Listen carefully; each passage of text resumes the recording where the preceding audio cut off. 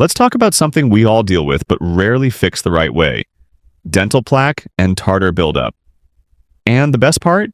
I'm going to share a simple DIY mouthwash you can make at home that helps dissolve plaque, fight bad breath, and protect your teeth. Backed by science. Over time, harmful bacteria in our mouths form what's known as biofilm. Think of it as a microscopic layer where they hide and thrive. They even build tiny calcium-based homes to protect themselves from your immune system and antibiotics. That's what leads to persistent bad breath, bleeding gums, tartar buildup, and eventually cavities and gum disease. You've probably seen these biofilms on slippery rocks and rivers, one and same concept, but inside your mouth. These bacteria produce acid that lowers your oral pH. And when your mouth becomes too acidic, especially below pH 5.5, calcium begins leaching out of your teeth. This weakens enamel and helps those bacteria thrive even more. But don't worry, you don't need an expensive treatment. You can fight this at home. The DIY mouthwash recipe. Here's what you'll need: baking soda, sodium bicarbonate.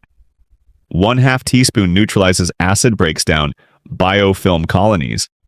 Hydrogen peroxide, 3%.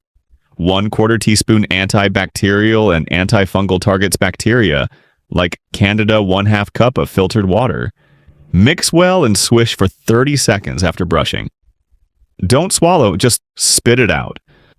Both baking soda and hydrogen peroxide are naturally found in your saliva, so this is a safe, science-supported method when used in moderation. Recent research shows that vitamin K2, especially when paired with vitamin D3, helps recalcify your teeth by keeping calcium in your bones and teeth instead of soft tissues.